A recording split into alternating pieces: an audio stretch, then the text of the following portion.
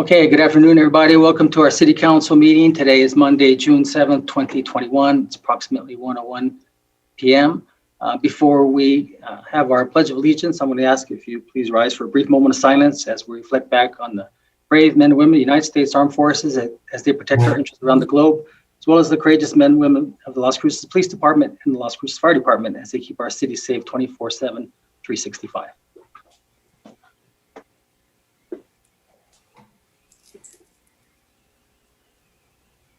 Mayor Pro Tem, will you join me in the pledge, please? I pledge allegiance to the flag of the United States of America and to the republic for which it stands, one nation, under God, indivisible, with liberty and justice for all. Thank you very much. Now we're going to go to the pet of the week, and I believe Clint Thacker is going to be introducing our pet of the week. Yes, SMV Director.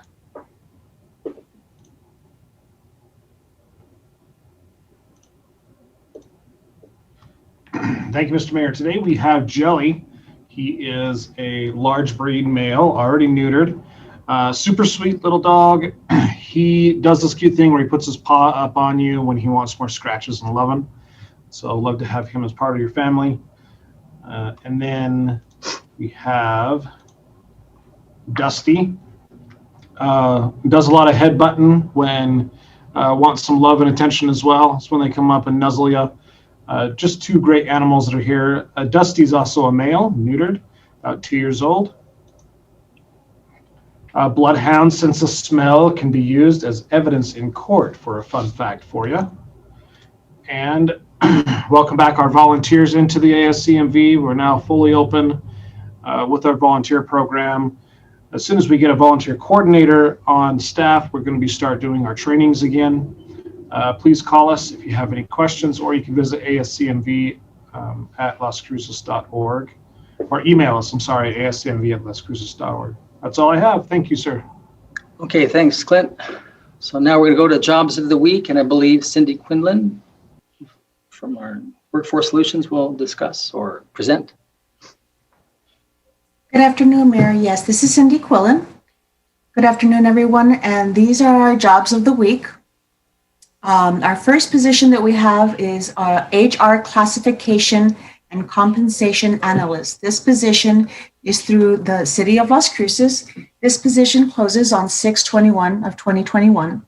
We also have caregivers through Amber Care Corporation. They have 10 available positions, and this also closes on July 30th, 2021. They are needing agricultural workers through Quality Renewables Labor Contractors. 5 positions are available, and this position closes November 13th of 2021. Next, they also need production workers through New ACES Pecan. Right now, they have 20 positions available, and this position closes on 6/20/21. They're also needing a medical driver through Real Medical Transport of LLC. This position closes on 6/26 of 21. We have a couple of events going on this week. Amber Care has a virtual recruitment event that will be going on tomorrow, Tuesday, June 8th at 11 a.m. And then Aramark is having a virtual recruitment event this Thursday, June 10th at 11 a.m. For more information on the link to register to get onto these virtual recruitments, you can visit us at employnm.com. And you can also go to www.governmentjobs.com/career/Las Cruces. For any information, you can reach us at our local New Mexico Workforce Connections. Our phone number is 575-524-6250, and our location is at 226 South Alameda Boulevard. Thank you, everyone, and have a wonderful week. Okay, thank you, Cindy. Next, we're going to go to our COVID-19 update. Assistant City Manager Eric Enriquez will be presenting. Okay, thank you. Good afternoon, Mayor and Council. Eric Enriquez, Assistant City Manager, to provide you the COVID-19 Task Force report and update. To start off with, all 33 counties in the state of New Mexico are under the turquoise For Doña Ana County, fully vaccinated rate, we're at 53.6. That's about 92,000 individuals. The single dose, we're at 62.8. We're very close and being on target for what the governor wants for a 60% rate of fully vaccinated by June 30th. So looking good there. The after-hour vaccinations at the Department of Health and at the Convention Center and Saturday events are doing well right now. Farmer market event is looking to take place later this month. Next. Okay, the vaccine task force, we met last week, and one of the focus that we're going to have is the vaccine hesitancy that's taken place, and that would be through community messaging and education. We will be partnering up, of course, with OEM, Department of Health, for that community message, but also as an educational component, partnering up with Burrell College to get the message out with a lot of misinformation, peer pressure, things of that nature, to see how we can get some information out. Other incentives that the state is doing is the Vax to the Max sweepstakes, where 5 weekly drawings will take place, and you can register online to be eligible for the sweepstakes. There was a question last time on the sharing of vaccine internationally, but that would violate contracts with the manufacturers. But the Department of Health is looking at different options, and what they'll be doing next week. It's already scheduled at the port of entry at Santa Teresa. We'll be allowing individuals from Mexico to come over and be vaccinated. So we can't take the vaccine over there, but we're allowing individuals to come over, and that was taken care of with the Department of Health and other members of the state to get that provided, so no violations would take place. And the asylum refugees, still remains the same. Things are going good in El Paso, and Ruben at the Annunciation House is being able to have the capacity and capability to maintain the refugees that are coming over. That's all I have, Mayor. Thank you. Okay, thank you, Assistant Manager Enriquez. So next we have a presentation, and I don't know if Officer Josh. I'm sorry? I'm sorry, Mayor. I hate to interrupt you. I just had a quick question for ACM Enriquez. Oh, yeah, sure. I'm sorry. No, it's okay. No problem. Thank you, Mr. Enriquez. Just a quick question. Do you have more details on the Santa Teresa port of entry vaccination event, when it might be taking place? And are those vaccines provided by the state, or are they vaccines allocated to the city's Cruces that will be donated? Yeah, I think they're going to be through the Department of Health in our region, which covers Doña Ana County. And I'll get more details. I don't have the details on the actual dates and time, but it is scheduled for next week. As soon as I get that, I'll send that out. Thank you, Mr. Enriquez. And it'd be good to get that information out to our residents here locally, many of whom have family members or friends in Ciudad Juarez and other parts, so that we can make sure that our folks make the most of that opportunity with their relatives and loved ones across the border. Thank you. Yeah, yes, sir, Mayor and Councilor Vasquez. That's another way we can provide some messaging out there and coordinate that with the Department of Health and with Mandy Gus as well, and see what we can get out there prior to the actual event. Thank you. Thank you. Thank you, Mayor. Okay, any other questions? Okay, so thanks for that, Councilor and Assistant Manager Enriquez. Is Officer Josh Herrera, is he on the call? No? Okay, well, we have an award we'd like to present to him. It's Mayor's Distinguished Service Award to Officer Joshua Herrera for your bravery, selfless service, and to our community, April 2021. So if you recall, back in February, I believe, we had not only that tragedy with the state police officer, but we had two additional ones other than Officer De La Garza get hurt. I mean, literally like 2 weeks apart. And so Officer Herrera got hurt, and we all actually met him once before. I believe he's the gentleman officer that lives in El Paso. Remember, there's three of them that lived, and they stopped and helped motorists. And so, yeah, and 2 weeks later or 3 weeks later, he gets, he's involved in a situation here and got hurt. So anyway, so we'll get that to Officer Herrera. So let's see with that. Now we're going to go to the conflict of interest statement. This is where I'll ask if any member of the city council, city manager, or any city staff has any known conflict of interest on any item on the agenda. None, Mayor. None. Gandara. None. None by Flores. Okay. Good. Seeing none, we have one letter for public participation. It's by William Berman and Ronnie Cisneros. They're calling for the mayor and city council to repeal the convoluted ranked choice voting process used in 2019 municipal election and to return to the time-honored tradition of one person, one vote system for future elections. The RCV process resulted in a bizarre result in 2019. Even though only 1/3 or 37% of the voters voted for the incumbent mayor as their first choice, he ended up with another 4-year term because of the RCV process. Almost 2/3 or 63% of the voters voted for someone other than the incumbent mayor as their first choice. The mayor was in his 12th year in office and his record was very well known to the voters. It took 9 RCV iterations and reallocating other candidates' second choice votes for the incumbent mayor to accumulate the necessary 51% of the votes to qualify as a winner. At no time did the incumbent have to face his closest challenger in a head-to-head election. The RCV process ostensibly is intended to save the cost of a runoff election. However, the Doña Ana County Clerk reportedly estimated the cost of a runoff, if necessary, at $100,000. That figure is negligible and non-material compared to the $500 million city budget and the importance of having credibility for our elections.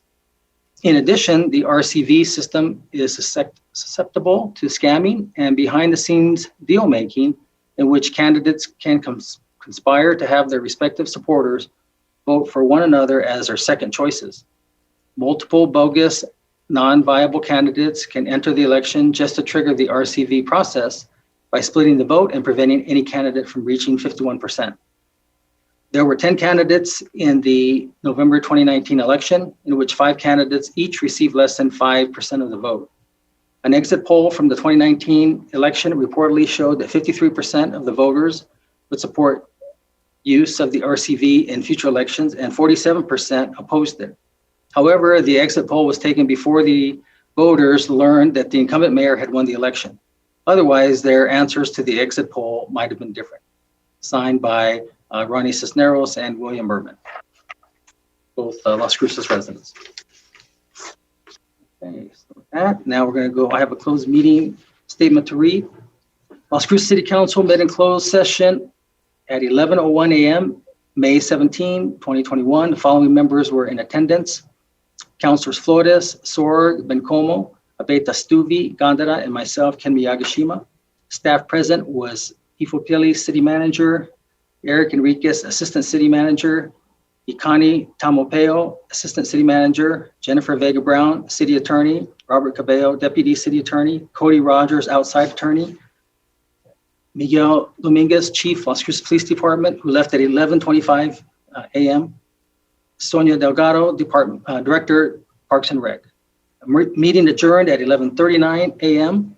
And for the record, Las Cruces City Council met in closed session and only discussed those items stated in the posted notice. One was to discuss pending litigation regarding Melendres versus City of Las Cruces, D307 CV 2020-02096, which is closed pursuant to NMSA 1978, Section 10-15-1H, number 7.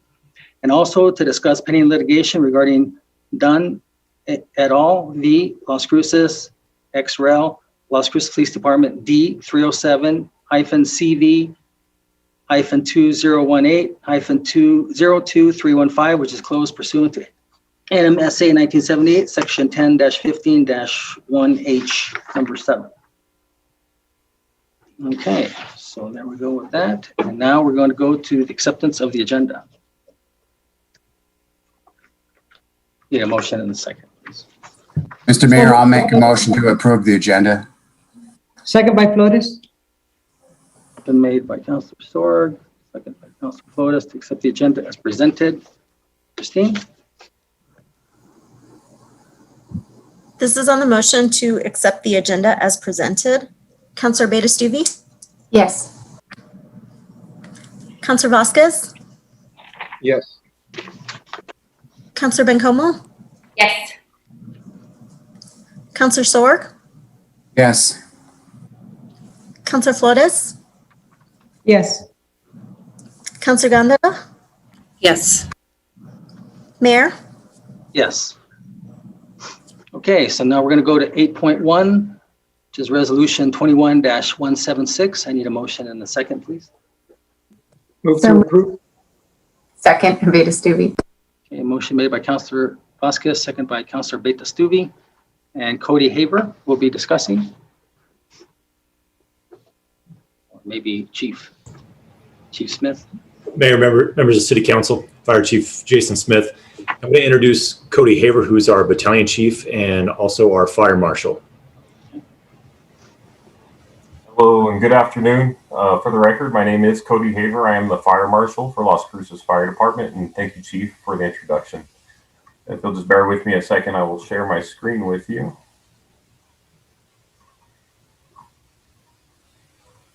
That was a pretty long introduction. Just kidding, Chief. That's all right. I'm sorry. All right, Mayor and members of the council, do you see my screen okay? No, not yet. Oh, sorry, probably picked the wrong one here. Let's see. Do There you see it go. now? Yes, sir. Okay, thank you very much. I apologize for that. Okay, so again, good afternoon. Cody Haver, Fire Marshal with the City of Las Cruces Fire Department, for the record. This is a resolution to declare a severe drought condition within Las Cruces municipal limits and to restrict the use of fireworks for 30 days from adoption if adopted today.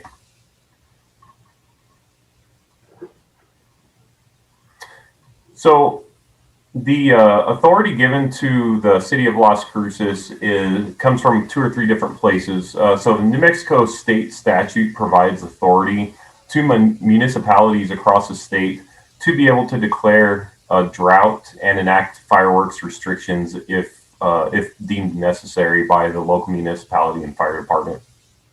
The City of Las Cruces has an adopted ordinance in Chapter 11 under fire prevention that also provides the required resolution language if a resolution is presented, and it also falls in line with the state statute authority. And finally, the City of Las Cruces ordinance that's adopted allows the Las Cruces Fire Department to enforce fire prevention codes pursuant to the International Fire Code 2015 edition. So this afternoon, the resolution that I'm presenting, in essence, will allow safe and sane fireworks to be continued to be purchased and used. However, further restriction to completely barren land or immediate water source being required. So what that means is that City of Las Cruces ordinance adopted allows for fireworks to be purchased and possessed and used within the City of Las Cruces municipal boundaries under quote unquote safe and sane ordinance. And I'll explain that in just a little bit. This restriction pursuant to the state statute and city ordinance would further restrict the use of those normally allowed fireworks to only barren land like concrete or asphalt or dirt with no vegetation around it, and or having an immediate water source directly nearby where the fireworks are being used. So according to the ordinance, it would be either or. Either you would have to use your fireworks in barren land or have an immediate water source required. But common sense approach to this would kind of request that wherever you use your fireworks, you still have an immediate water source available. State statute requires that this resolution must be presented and adopted by council no later than 20 days prior to the July 4th holiday. And the statute also requires that the resolution can be enforced for no longer than 30 days from the date of adoption. However, it could be rescinded earlier by council if drought conditions were to drastically improve, or it could be further extended by council after 30 days if deemed appropriate.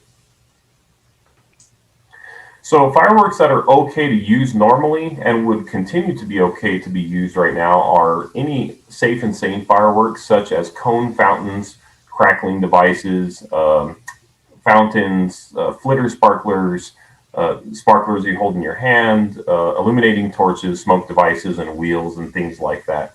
What is not allowed by ordinance ever and would continue not to be allowed would be the possession, purchase, or use of aerial fireworks like rockets, bottle rockets, Roman candles, those types of things, or any loud devices such as firecrackers, those types of things that make loud noises. Again, if this were adopted today, they would have to be used on completely barren surfaces like concrete, asphalt, or dirt with no vegetation. And a general rule of thumb is that within the city of Las Cruces, the vendors that can sell fireworks have to be pursuant to what the city normally allows. So if you buy within Las Cruces, you would be safe to use them within Las Cruces municipal boundaries. There are other places outside of the municipal limits that are close by that you could buy fireworks that would not be pursuant to our ordinance. However, they would not be allowed to be used within Las Cruces city limits. So what brings us to this resolution today is New Mexico in general and Doña County have been under drought conditions for quite a while. The United States Drought Monitor reports these conditions weekly. They report on changes, and it takes into account several things like soil, moisture, rivers, creeks, precipitation, actual precipitation that has collected in your region, or precipitation that is forecast in the near future. And as you can see, New Mexico, almost all of New Mexico is under moderate to exceptional drought this year. And Doña County, hopefully you can see it fairly easily on the map. The three colors that you see there, which is kind of a medium orange and a red and then a dark maroon color, those are severe, extreme, and exceptional drought conditions. For us in Las Cruces, if you're able to see there, we are in a extreme drought condition and have been for quite a while. And what that means is that according to the U.S. Drought Monitor, many things are occurring. Native vegetation is dying. Creeks and riverbeds are nearly dry or almost dry. Soil moisture is very low. Humidity is very low. And the important thing to understand about this map is that all of Doña County has been within drought conditions for several months with no change, and in many cases actually worsening change.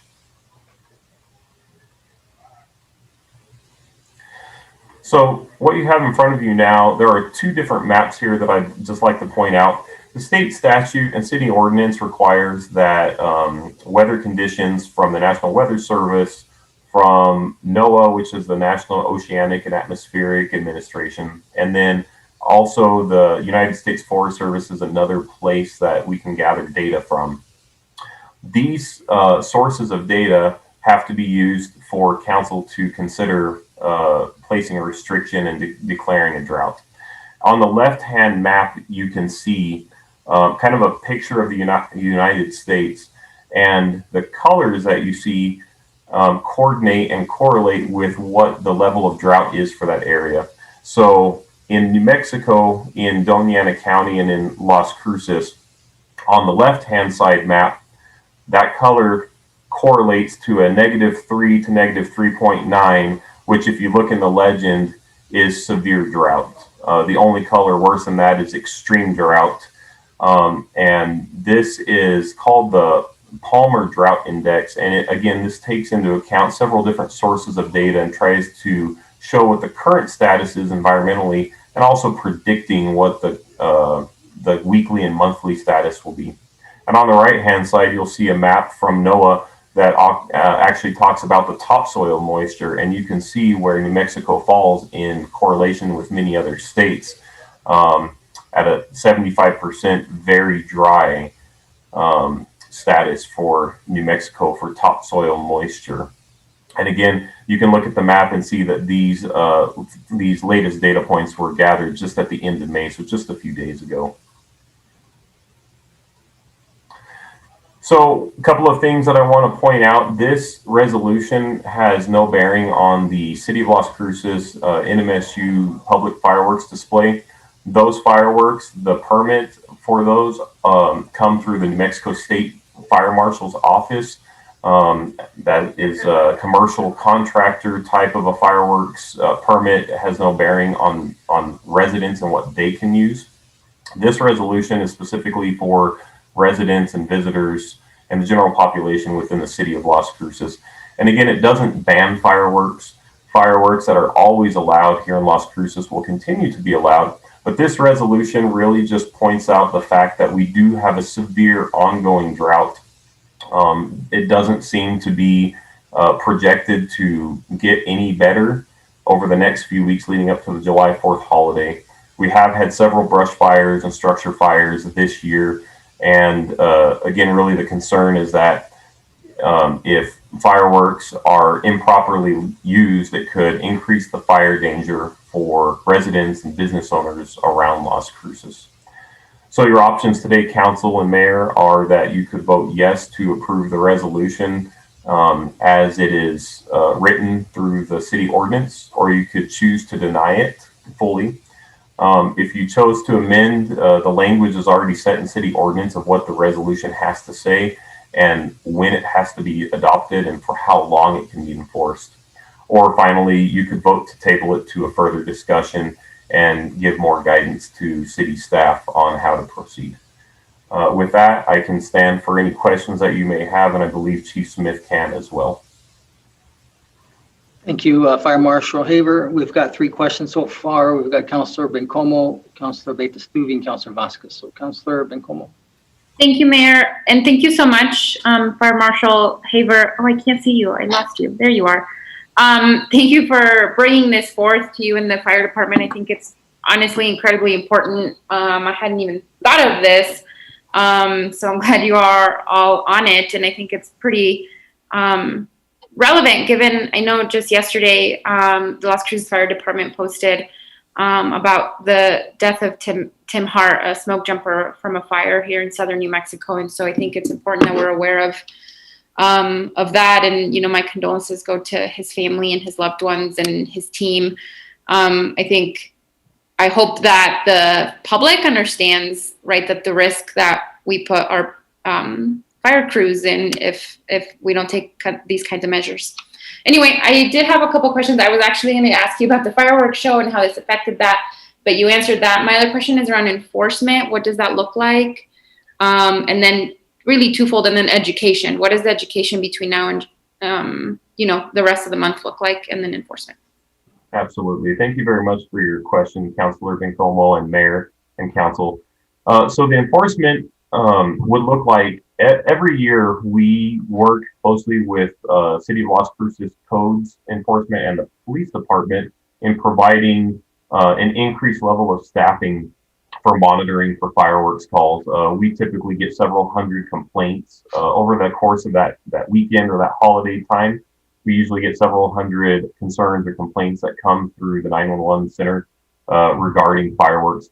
And we do provide an increased patrol of our fire investigators out into the community for the sole purpose of handling fireworks calls. It is a pretty daunting process. There are several calls that come in. We don't always get to every single one of them. The most important thing I can say to council and to the public is, if you do have a concern and you call in, the more information you can provide to us, the better off we are at being able to actually find where those fireworks are coming from and handle that. In ordinance, though, it would allow for police, codes, and fire investigators to issue either a warning or a citation for the possession or the use of illegal fireworks.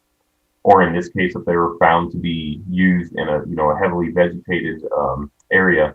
And I believe that is up to a $500 fine or up to 90 days in jail, as written in the municipal code.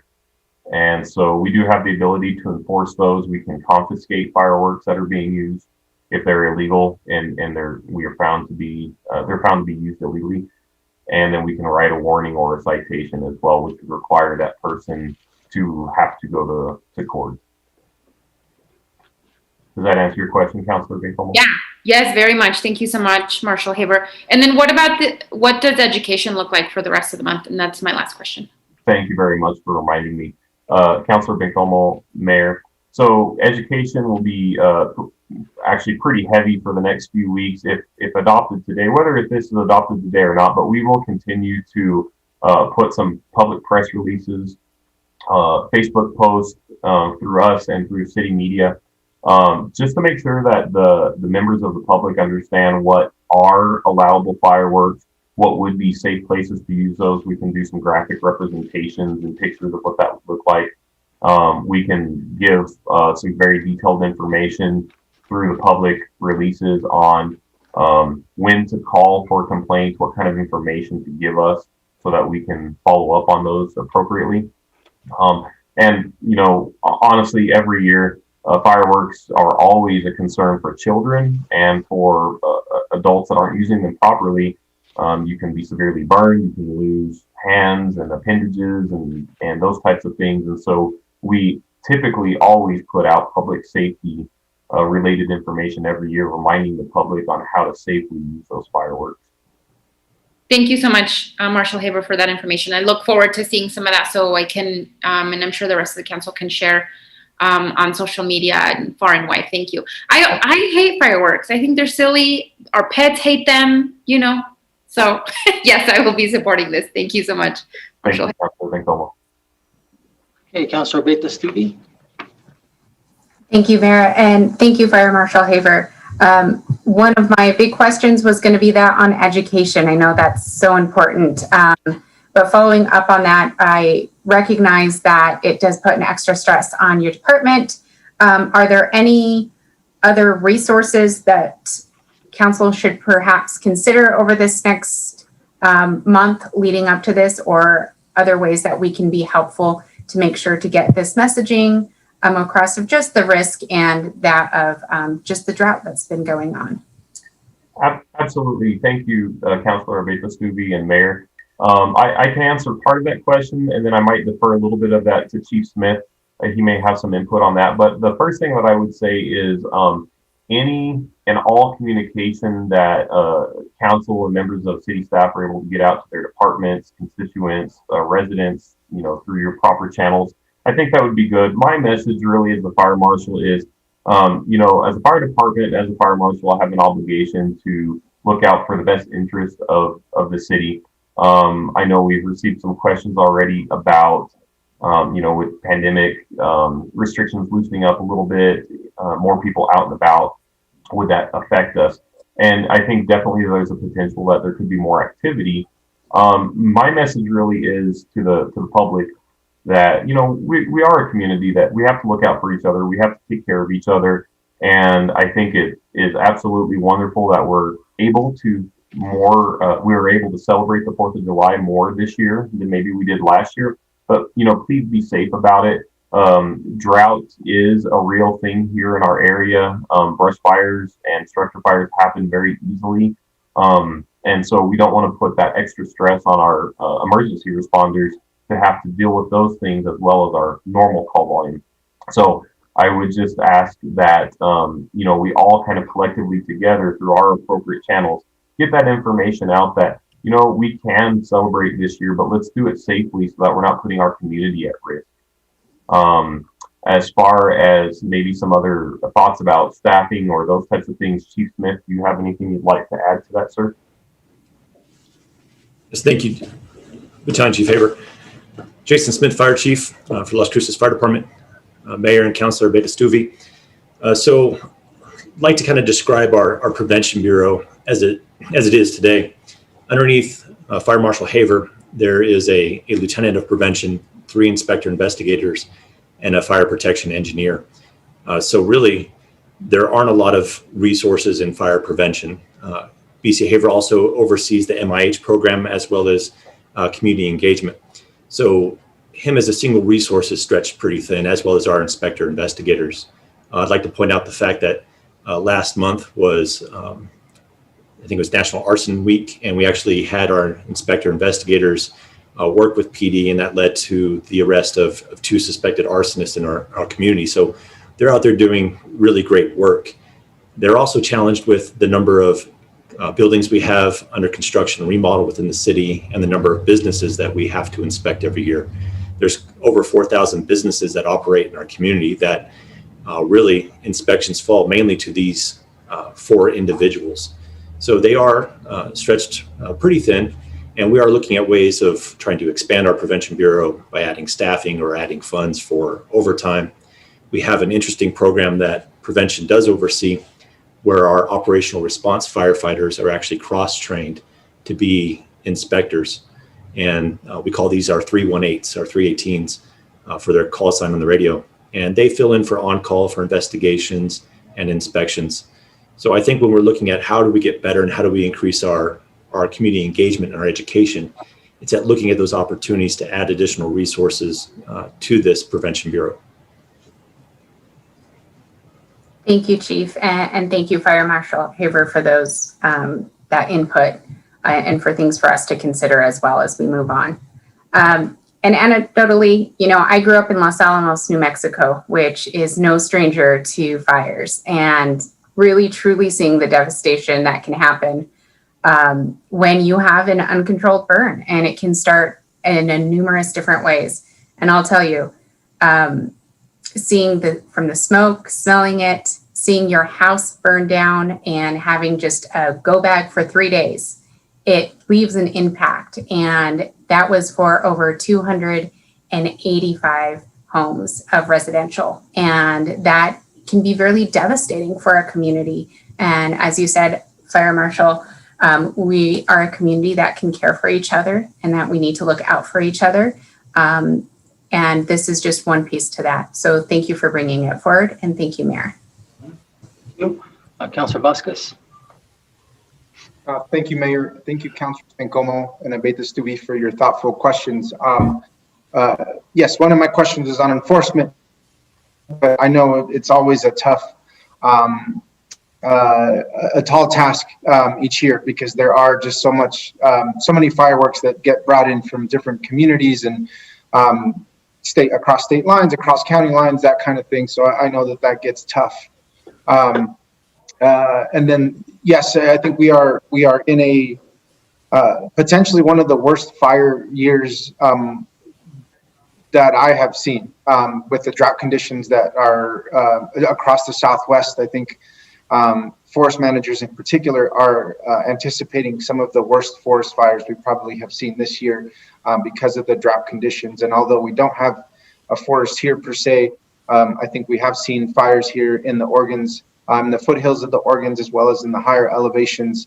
And with this much of dry brush, I think we could probably see them in lowlands as well. A question about coordination, I guess interagency coordination. Do we know, Marshal Haver, if Doña County has similar restrictions or is imposing similar restrictions, and if we will be coordinating with them? I know a lot of the firework activity that happens out in the desert is probably in the county. Councilor Vasquez and Mayor, thank you for your question. Chief Smith, I think, actually has a little bit of information about that. Do you want to weigh in on that, sir? Yes, thank you. Fire Chief Jason Smith, Mayor and Councilor Vasquez. Actually, last week, Fire Chief Shannon Cherry and I met, and he is taking to their Board of Commissioners tomorrow barren or paved land. Okay, thank you. Thank you so much, Chief. I personally like fireworks, but I understand that you know, obviously you have to be responsible with their use. So I just have one more question, and it's, will you be allowing spleen splitters, whisker biscuits, honky lighters, Husker do's and Husker don'ts, cherry bombs, and nifty dazers? You made those up. Councilor Vasquez, Could we have your address perhaps offline, sir? We'll have a special patrol for you. I'm just kidding. That's a line from Joe Dirt. I don't know if anyone has seen that movie, but there's a funny scene where he goes and buys a bunch of fireworks from a fireworks stand where they also have restrictions on fireworks, and those are the only ones he can use.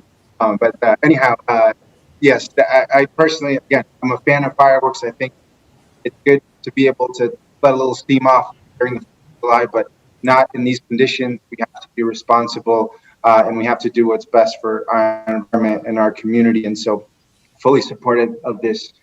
Thank you, Chief Smith and Marshal Haber. Thank you, man.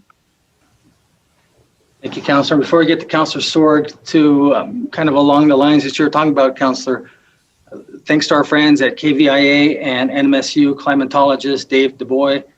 They said that these first 5 months have been the 11th driest since 1892. It's only been 0.48 of inches of rain, almost half an inch since January 1st. In fact, it's actually drier here than El Paso, which is usually pretty dry. So thanks for that. And Councilor Sorg. Okay, thank you, Mr. Mayor. Yeah, that's just the point I wanted to make, but I also want to thank the rest of the councilors for bringing up some good points this morning, or this afternoon, excuse me. Yeah, that's what I wanted to comment on, is what kind of a situation we're in. This drought is so severe, not only here in Doña Ana County, the whole state of New Mexico, as you showed, Mr. Howard, but also the whole West. Have you seen Hoover Dam and the reservoir behind the Hoover Dam? The name escapes me just now. I don't know why. It's as low as it's almost has ever been. And it's going to be extremely serious year as far as water supply goes for the whole western, southwestern, especially part of the country. And it's something we're going to have to deal with, because this is not going to be an outlining year. It's going to be more common in the future. So that's all I wanted to say, Mr. Mayor. It's just to bring out the importance of the drought that we're in. Okay, thank you. Doesn't the Colorado River run behind the? Yeah, that's the Colorado River. They have a name for the dang reservoir too. I don't know, behind the Hoover Dam. Well, I don't know. Supply for Las Vegas, for Arizona, for Southern California. And yeah, they're talking about a severe restrictions that have never been put in before in the history of that dam. Gotcha. Yeah. Okay. And then, of course, our own Elephant Butte, we're only going to have water in the river for a month, for crying out loud. So it's going to be so severe. It is severe, I should say. Yeah. Okay. All right. Doesn't look like there's any more questions. So, Christine? This is on the motion to approve Resolution 21-176. Counselor Abeyta-Stuvey? Yes. Counselor Vasquez? Yes. Counselor Bencomo? Yes. Counselor Sorg? Yes. Counselor Flores? Yes. Counselor Gandara? Yes. Mayor? Yes. Okay, we're at 8.2, Resolution 21-177. Need a motion and a second, please. Move to approve. Second, Bencomo. Motion made by Councilor Vasquez, second by Councilor Bencomo. We have Mr. Joe Provencio and Delilah Walsh from the Utilities Department will be presenting. Thank you, Mr. Mayor. Delilah Walsh, Utilities Director. I'm going to share my screen.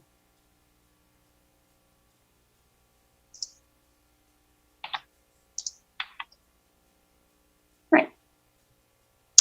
Thank you, Mr. Mayor. As you know, We're not seeing it yet, Delilah. Oh, okay. Let's see.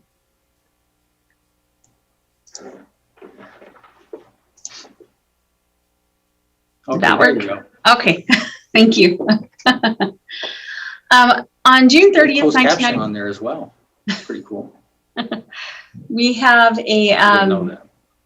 resolution number 95-368 outlined the allocation of development impact fees for water and wastewater. In subsequent resolutions, we've actually set the new rates based on our DIF studies, which we do for water, wastewater, parks, and fire.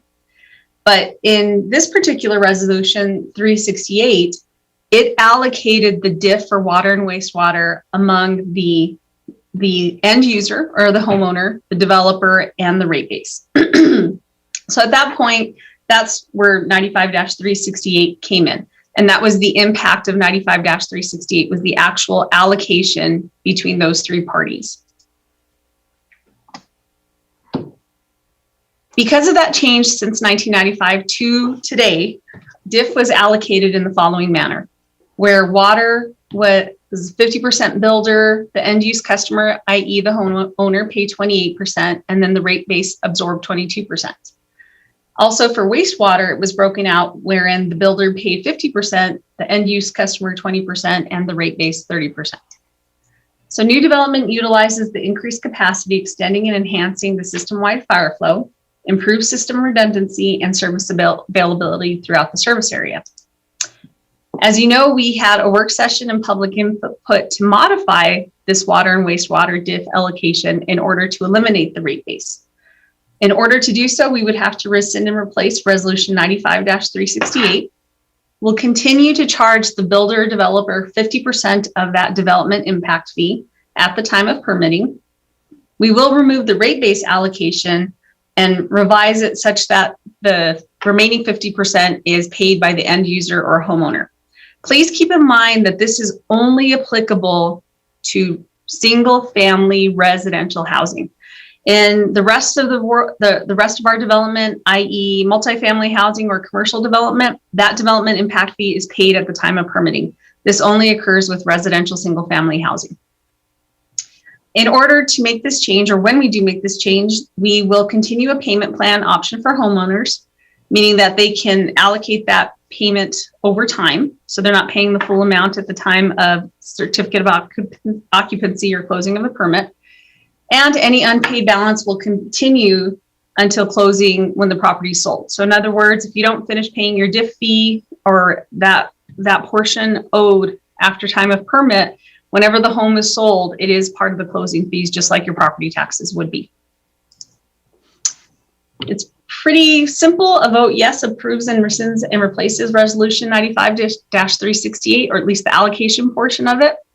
And such that in single family residential homes at the time of permitting, 50% of the DIF for water and wastewater will be paid by the developer or builder.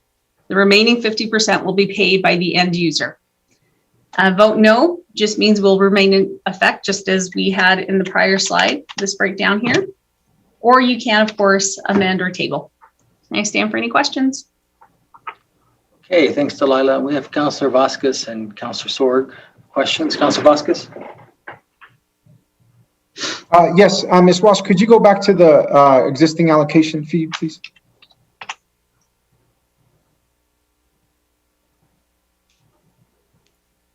Okay, thank you. How are these currently paid by the end user? Is this reflected on their annual or on their monthly bill in installments until the entire fee is paid off? Councillor Vasquez, that's correct. You would see it once you receive your water meter, the 50% is due. And at that time, we would spread it out on the account, setting up the new customer. Okay, and could you move to the next slide, or the one that describes what the changes are? Yes, and this would be it. Okay. So we'll continue to bill the developer at the time of the permit issuance, and then the rest will be due by the homeowner when we install the meter. So would this be paid in full, not to be paid on the bill? Is that correct, by the homeowner? We would give the homeowner the option. They could pay the remaining balance of the DIF at the time they get their meter, or they could opt into the payment plan. Okay, and the payment plan would be tacked onto their bill the way that it is now, or would it be a separate agreement? No, that's correct. It would be tacked onto the bill as it is now. Okay, thank you. Those are all my questions for now. Okay, I thought I saw Councillor Sorg. I guess you don't have a question anymore, Councillor? Well, I kind of didn't, but now that Let me just twist your arm so you can. Okay, fine, thank you. I happen to be looking at a new development just this past weekend, and there are fine utilities employees were out putting, as he said, new meters in this new development, meters on each parcel. So wouldn't you say that the meter's already there? It's just that you open it up so they can use water at the time they get occupancy and pay the 50% or however it's done, right? Thank you, Councilor Sorg. It depends on whether or not that property's been sold and the utilities are going to be placed onto the homeowner. So it could be that a meter is being set because the property is sold, and so we have an account to tie it to. However, for unsold parcels where they don't need it yet, we just do the stub outs and we do the locates. Yeah, I see. Because sometimes when a house is being built, they might need some water in the process of building it and so forth. Yeah. That's correct. Yeah. All right. Somebody, I don't know how this happened, but I'm starting to get some, what do you call it?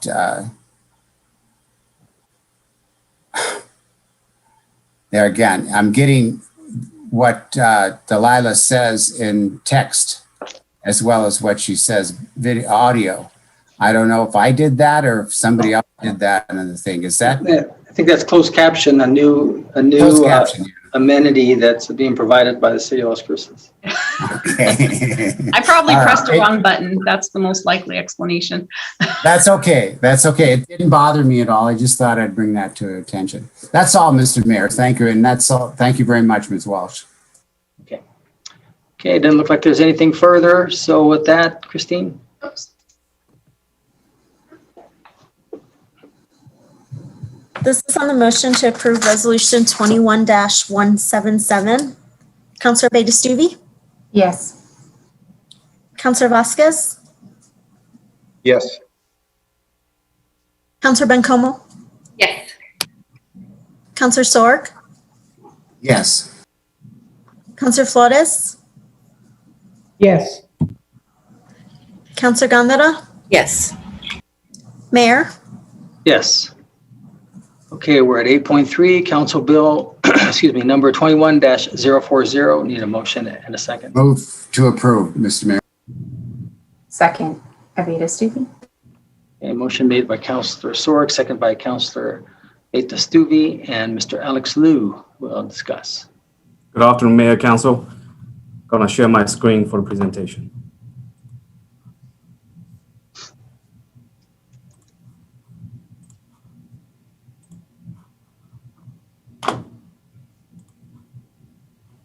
Can everyone see the presentation now? Yep. Awesome. Again, this is Chenya Alex Liu with purchasing section. Today, gonna present you the procurement code for the city of Las Cruces. First of all, some definition. Procurement is a formal, official process of purchasing and obtaining materials, supplies, equipment, and services, especially in the context of business and government. Government often has special departments and laws for procurement, usually very strict procedures on how purchase can be made and things can be acquired. These rules are intended to ensure the process does not become corrupted by bribe, kickbacks, and favoritism. So for this revision, the purpose of this revision is for the needs of the end user department and driven by the need for a more efficient procurement process, while at the same time maintaining and strengthening transparency and the dignity of a procurement system in the city of Las Cruces. This revision provides more clarity. Over the years, we see areas that need additional information, explanation, and clarification, and we have been addressing that in this revision. This revision makes the procurement code more user-friendly. Several sections reference back and forth an end user department in the old procurement code is having a hard time to allocate all the necessary information for a specific solicitation process. So in this revision, we consolidated sections and aligned sections to make it easy for the end user department to find all their information at one space. Also, this revision addressed gaps in the procurement code. For example, omission of purchasing card program and department card program. For the review process, over the year, Procurement Code Review Committee has convened many times to review the code. At the same time, the end user department provide us very important and detailed inputs for the procurement code. Survey has been sent out to all departments and department directors, and procurement code daily users have been providing us a lot of valuable inputs. On top of that, this revision reviewed by legal department, internal audit section, city manager, and assistant city managers. Here, I want to give a shout out to the city council, the mayor, city manager, and assistant city managers for providing us valuable inputs. We really appreciate all your support. One of the important areas that we look into and revised is the format of the procurement code. As you can see here, the previous procurement code has a lot more sections and reference each other, and the information is more scattered inside the procurement code. With new revision, we consolidate all the sections and make sure that all the information for a specific solicitation process is in one spot. Although it creates repeats, but you'll make end user department easier to use. For the content changes, our target is making the procurement code more flexible, at the same time strengthen the transparency of the code. To improve flexibility, we changed the dollar limits for a small procurement, review the and add additional exemptions, additional 4 exemptions have been added, increase the budgeted contingency. To increase transparency, we remove the purchasing manager authority to approve capital improvement plan under 500,000. Anything over 75 need to go to council for approval. We revised SAC membership guidance and bring more randomness into the community member selection process. And all the cost change orders for council approved contract can only be approved by council. We'll bring any changes, we'll bring back to council for review and approval. Selection Advisory Committee. This is another area that we look into. And thank you for the input and guidance from the City Council and the Mayor that we bring more randomness in the selection of the committee members for Selection Advisory Committee. Now, 3 department heads, 1 need to be designated by the committee chair, which is the ACMs, 1 by the end user department, and 1 serving from a rotation basis on a total pool of directors. No more than 7 subject matter experts in total. External subject matter experts will serve as non-voting technical advisor and will not be included in the total number of subject matter experts for the committee, based on the recommendation of the McCarr report. And a pool of internal subject matter expert shall be maintained and can be used for appropriate procurement. After the Selection Advisory Committee is settled and established, any alternation or substitution need to be approved by the committee chair. And every Selection Advisory Committee is unique and it only be used for 1 procurement. For the next step, following the adoption today, purchasing section will reach out to all city departments to do education for the revised procurement code. At the same time, purchasing section will update the internal and external purchasing standard operation procedures and provide guidance to the end user department, and also update the procurement checklist. With that, I will stand for questions, and here are your council options. Thank you very much. Thanks, Alex. Looks like Councilor Vasquez has a question. Thank you, Mayor. Thank you, Mr. Liu. Really appreciate all the work to get here, all the careful consideration in changing our procurement code for transparency, for streamlining, and to make sure that the right people are in the room making these decisions. I really appreciate all the work that's gone into this. Two quick questions here. On the external subject matter experts, how are they currently solicited? And does this change in our ordinance change anything about how those external subject matter experts are solicited? Thank you for the question, Councillor. Currently, the external subject matter experts are serving as a voting member. But based on recently published McCarr report, the recommendation is make them as non-voting, but serving as technical advisors. Currently, the project lead and end user department make recommendations to the committee chair for all the external subject matter experts. Thank you, Mr. Lu. So the project lead pulls in essentially the subject matter experts. Currently, they are voting members, but after these changes, they will no longer be voting members, but serve as technical advisors. Is that correct? Okay. Yes, sir. Thank you. Yes. And what happens in the event that there is a disagreement or a concern in a selection advisory committee with a subject matter expert and staff as to the qualifications of a particular company or contractor? How do those conflicts currently get resolved?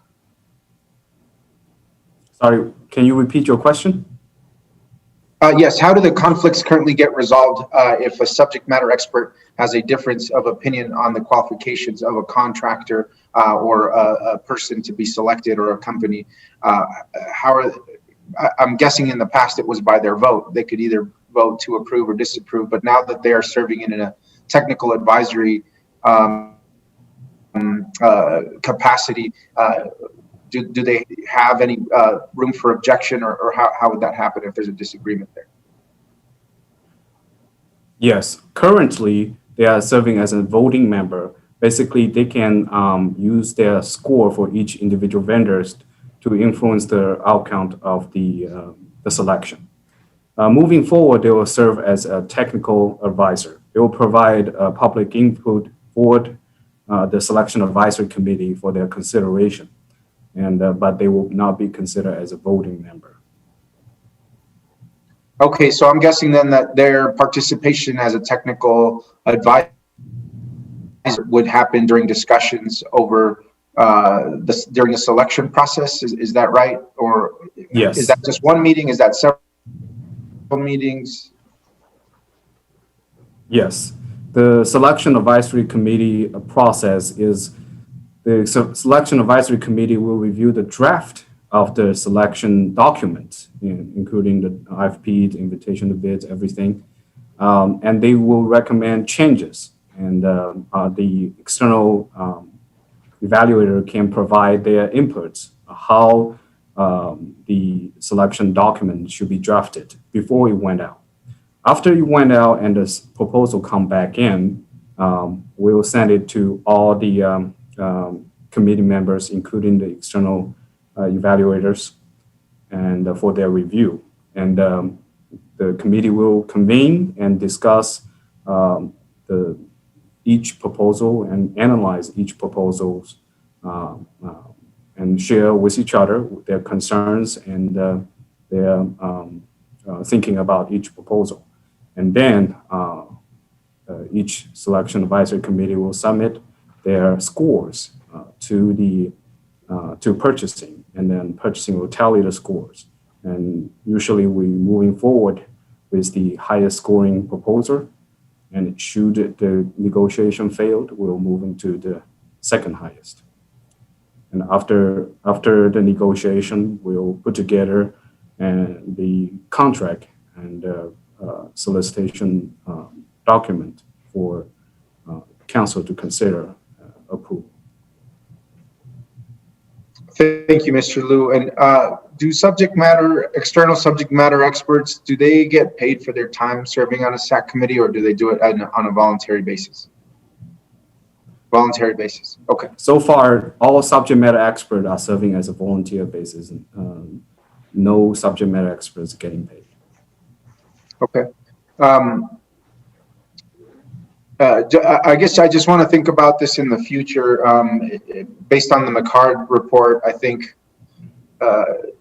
we want to limit the ability to stack the deck or influence a particular score or a vote, right, on a preferred contractor if there's suspicion that there's any conflict of interest that exists that we don't know about. And I think that's where this recommendation comes from. I'm also thinking about projects in which staff may not have the required expertise. For example, this is just theoretic, but let's say we're building a new mountain bike track at Burn Lake, and we bring in a mountain bike expert to help be part of a committee that selects a contractor that builds out a park. Want to make sure that their thoughts and their concerns are taken seriously, or that their comments and their input is taken seriously, because I would guess that we wouldn't have necessarily that expertise on the city staff level. Maybe somebody that perhaps deals with earth moving or dirt work, but not in that particular field that's very specified to the mountain biking, right? So would want to just make a process there for that external subject matter expert to have a meaningful opportunity to provide input into what they feel are the best qualifications for a contractor to do some type of specifiwant work. And Mayor, I think I see Barbara. Yeah. Yes. Barbara, I see you jumped on, or want to respond to that? Thank you, Mayor and Councillor Vasquez. I just wanted to add one additional change with respect to the code. Previously, the composition of the SAC committee was approved by one assistant city manager who was specifically called out in the code, the ACM for administration. But now both assistant city managers are responsible for managing the SAC process, and therefore the composition of the committees actually goes through two sets of eyes as well with respect to the approval of the members to serve, including those who are external technical advisors as well. So that's one additional way that we have expanded the review process for those who will serve, and that the process proceeds appropriately. Thank you. Thank you, Barbara. And Alfredo Pacheco wanted to jump in real quick, Councillor. Yes, Alfredo. You're still muted.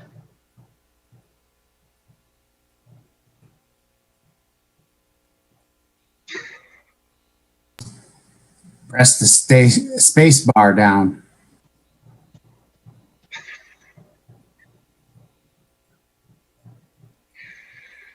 I think we're going to have to get Councillor Sorg to work in IT after he retires from the council. Yeah, I think so. He's good at that.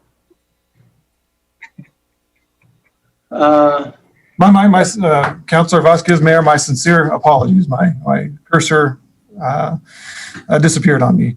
I just wanted to add a point. Councillor Vasquez indicated a stacked deck, so to speak, and I just wanted to mention that in my experience in working with the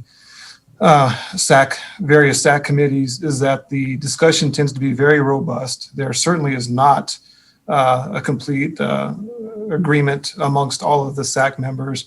And this robust discussion does lead to discussion and certainly at times a changing of the vote for various SAC members. So that's something I wanted to add, that it is not a rubber stamp by any stretch of the imagination, and all these discussions go very, very well.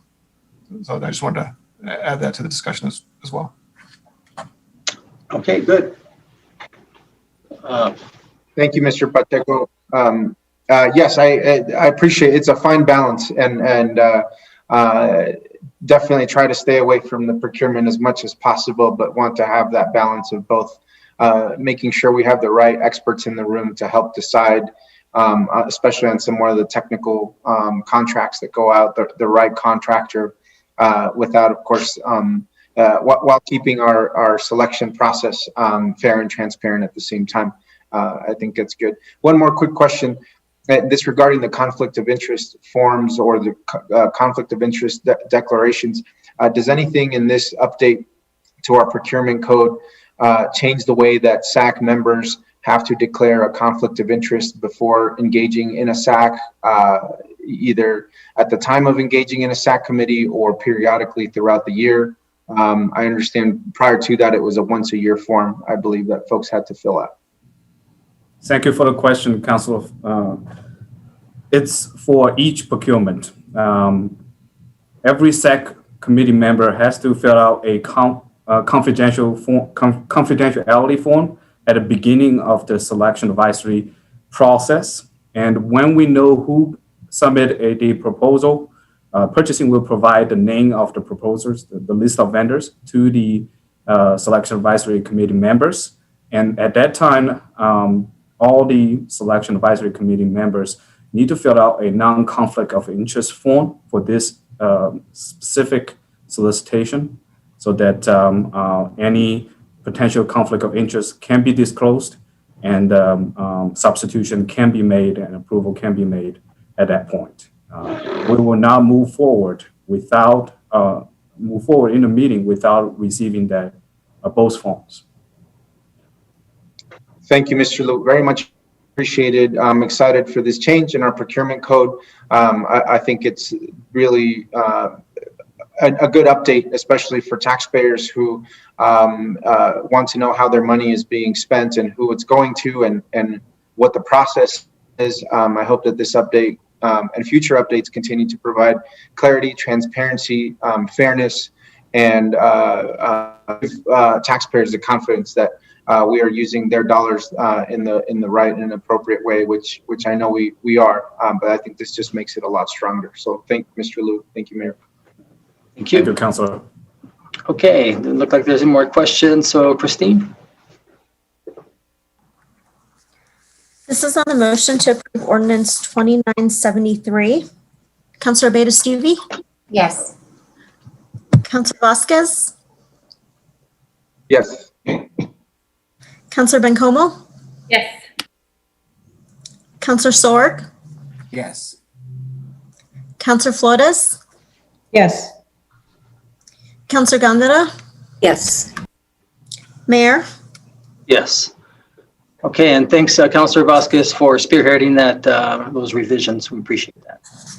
Okay, now we're going to go to board appointments, and I have one that's going to need a motion and a second to reappoint Dr. Judy Berryman to the Historic Preservation Commission.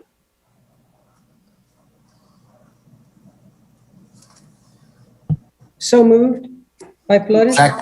Second, Sorg. Motion made by Councilor Flores, second by Councilor Sorg. Christine? This is on the motion to reappoint Dr. Judy Berryman to the Historic Preservation Commission. Councilor Beta-Stuvey? Yes. Councilor Vasquez? Yes. Councilor Bencomo? Yes.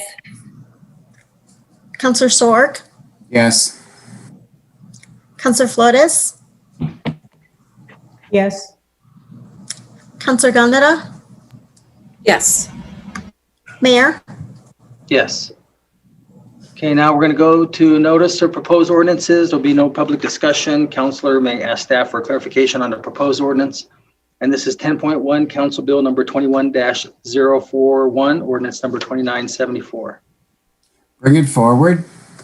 Okay, bring it forward. Next one is 10.2, Council Bill number 21-042, ordinance number 2975. Bring it forward. Bring it Forward. Number 10.3, Council Bill number 21-043, ordinance number 2976. Bring it forward. Forward. 10.4, Council Bill number 21-044, ordinance number 2977.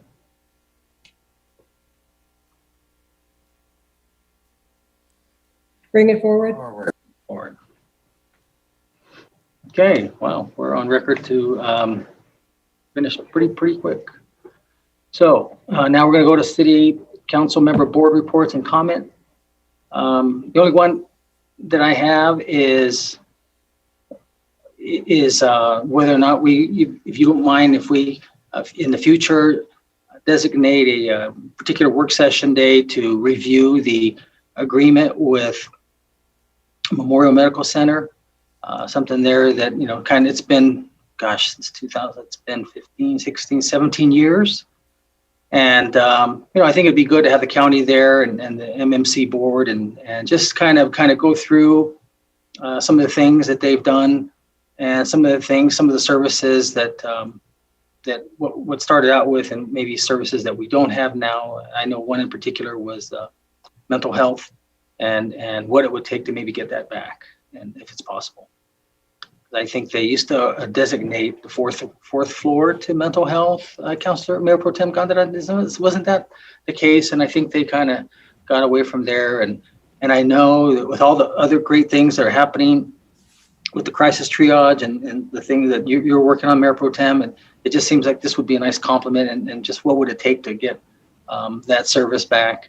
And I think overall it'd be nice to kind of review that lease. I know many of you weren't on council, and probably none of you were, maybe not even you, Councilor Sorg. So happened in 2004. So that's I'd like to give that an opportunity to kind of discuss that. That's all I have. Okay, Mayor Pro Tem. Thank you, Mayor. Yes, I would agree to have a work session specifically to go. I'm assuming you're asking for a joint work session with the county? Yeah, sure. I think that would be great because after all, we own the building, the old MMC building, or the MMC building, I should call it the MMC building, and its assets. We leased it to them, to LifePoint, and we've had that relationship with them. Yes, I would agree to have that joint work session. I think it's an important one where we should update the public regularly on that lease and what's happening there. And it'd be good for those of us that are really new to that. I mean, I know that we lease it, but I've never seen the lease and never gone over it really in its entirety. So I think that would be a helpful thing. And just to let you know, the 5th floor, that's where the mental health section is. Yes, the 5th floor. And just to let you know, even though we have an extremely knowledgeable and highly educated attorney's office, when we did this, when the city county did this, we had to hire outside attorneys and financial people to because that was a pretty big lease, and to kind of go over that and kind of understand all the ramifications. It's possible it might be able to be done in-house, but I think just to fully understand it, because it's a real estate lease, and I don't know, we may have that here in the city, but we'll leave it to Jennifer and her team. That's why I don't see it coming like right away, but something here this summer perhaps. I agree, Mayor. Yes, absolutely. So, Mayor, I've been getting quite a few complaints about noise, and as far as music and or cars, the UTVs, ATVs, yes. Sorry. And so I know that at one time we hired a consultant, they presented their plan to council, we gave feedback, and it sort of it never came back to council. So I'd like to resurrect that noise ordinance coming back to council so that we can obviously inform the newer council members, but vote on that. I think it's an important aspect, and so much of I think from law enforcement's point of view is their hands are tied a lot of times. And so I'd like to see that be resurrected and come to council actually pretty rapidly if we can. So Mayor Pro Tem, the noise ordinance, not the UTV ordinance. Remember how once we had that and we were going to revisit it like in 6 months? You're talking about the noise ordinance. I am. I'm talking about the noise ordinance. Okay. Yes. I just want to clarify that. All right. Okay. Yeah. And really, that's all I have, Mayor. Thank you. Okay, Councilor Flores. Thank you, Mayor. First of all, I'd like to thank the veterans groups over here in the city who worked on, or Veterans Board, I believe it was, that worked on putting the Gold Family Memorial up. And I was able to attend, and Dolores Huerta, Mayor Pro Tem Emeritus, presented a very thorough, a really beautiful presentation as to the history of both families and how we had many here in the city of Las Cruces during World War II. And she gave a thorough explanation of how that everyone who had a family member in the military would put up a little, almost like a little flag with red stars on it. And if there was a family member who would pass away, then these were all handmade.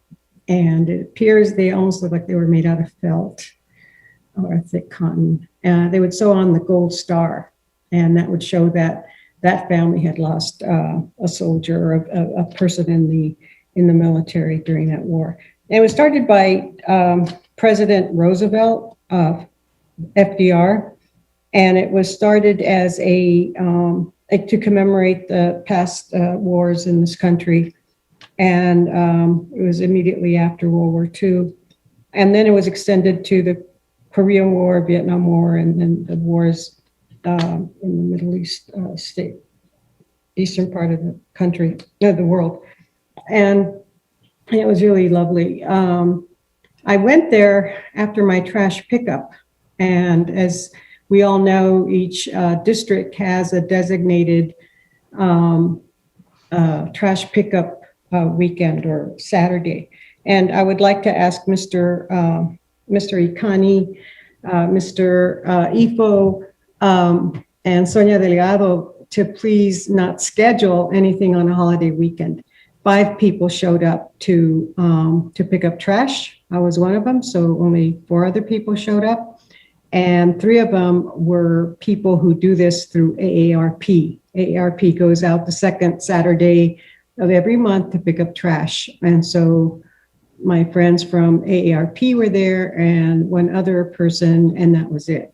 So, and there's just so much trash out there, and we could pick areas, and it's like, it was like there weren't enough people. So I just like to make that little request. Going back to the Vietnam Memorial, I'd like to alert our citizens, our residents, our people here to please respect the Veterans Memorial. It's not a place to take flowers that have been planted.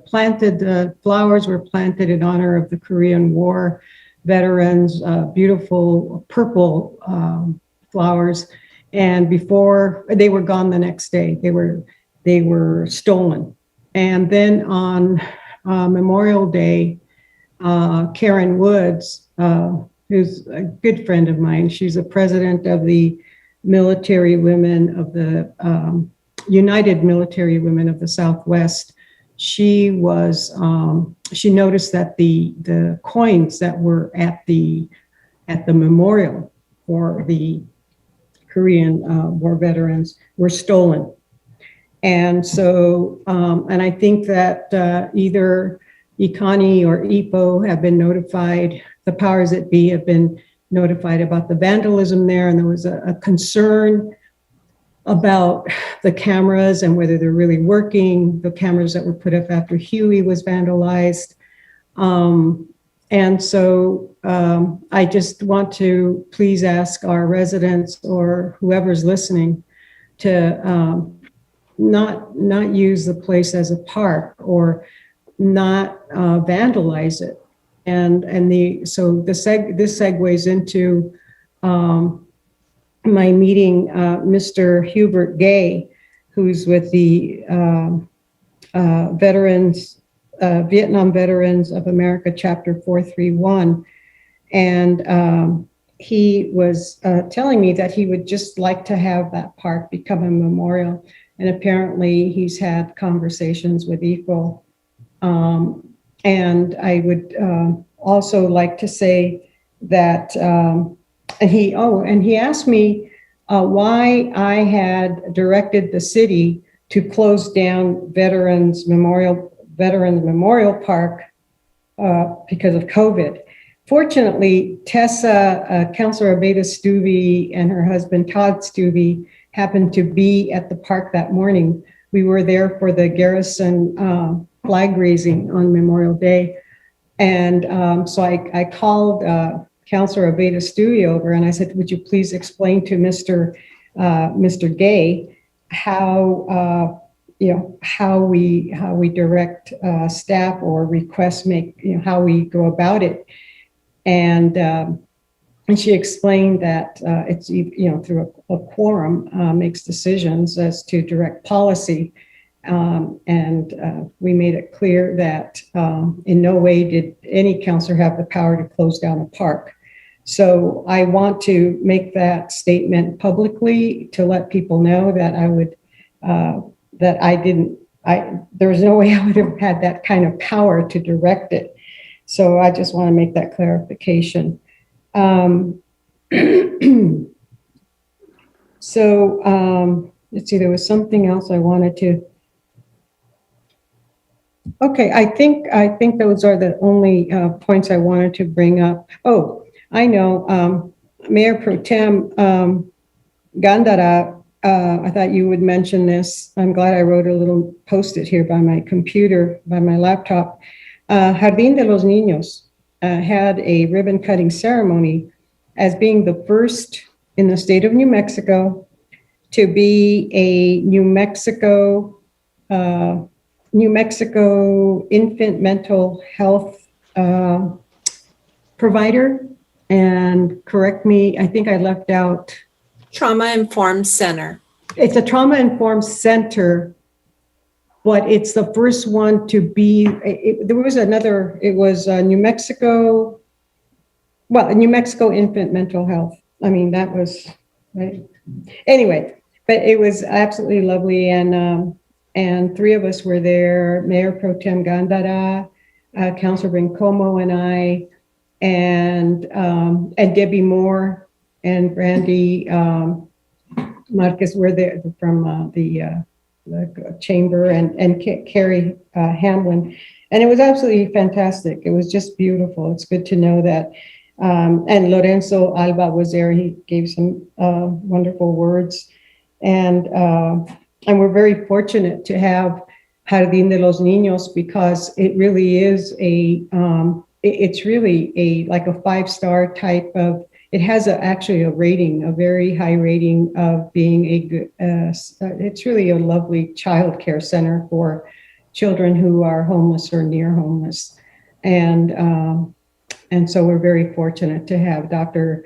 Michelle Adames at the helm there. And there's other stuff, but I'll just stop there. Thank you very much, Mayor.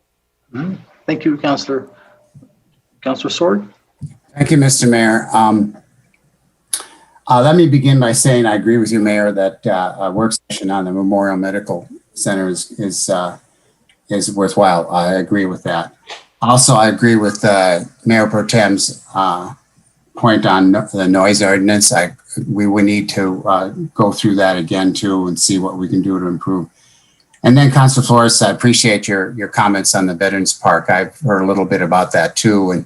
And yeah, perhaps maybe we need to discuss that some more. I have several points here. Let me begin by letting you know I attended the world premiere of the movie Death in Texas. It was half filmed in Las Cruces. This is a movie all about El Paso. And so half of it was in El Paso and the other half was in Las Cruces. Many of the interior scenes were done at 2100 South Valley Drive. And we got some recognition down in El Paso because of that. Currently, the city is hosting, or the two productions are being produced here in part, at least, in Las Cruces, and there are multiple inquiries for more. Another point I want to make is that the Ford Motor Corporation has announced they are making electric Ford F-150 pickups. So they're going to be on the market here in the next year. And so I'm looking forward to seeing the fleet starting to move over to F-150 electric pickups. Many of you probably saw the mayor or the president too. I wish the mayor was there. The president driving one of those F-150 electric pickups. And then I wanted to point out that we're working on I saw that video. It's Good. pretty cool. Yeah. It is, yeah. Pretty Quite powerful. cool. Yeah. Yeah, he likes fast trucks. Then the resolution, there's a resolution being written now and developed, I should say, to designate the net zero energy development on East Lowman. And I just wanted to point that out. This is really important that we try to get this done because we're in the 21st century now, and we need to have a 21st century development in this city. I also contacted New Mexico State University, some of their people there. As you know, the Chancellor, Arvizu, is very big in the climate change. And he is supporting all kinds of things like this. And I have made a contact with Dr. Pat Sullivan, the Dean of the Engineering College there at NMSU. And we're hoping that we can make some connections there to help us with this net zero energy development. Next is, we discussed the traffic calm in our PRC for transportation, sustainability, and infrastructure. And we need to have a new look at our traffic calming in the city here. And so a lot of points were brought out. A new vision for our traffic I think is something we should be considering. There's several problem areas, or some problem areas, maybe is a better way to put it, in the city. Now, here's another thing that I think is quite important. The ARPA that's providing funding to municipalities for the pandemic. There are, well, put it this way, I believe that we should be using some of that money, if not all of it, in a sustainable way, such as affordable housing and infrastructure, something that will last a while. And I think there's some gaps in our infrastructure in the city, and that we could possibly use some, not all, but some in certain places. We need to have to use it in an equitable way, such as I said, affordable housing and infrastructure in certain places.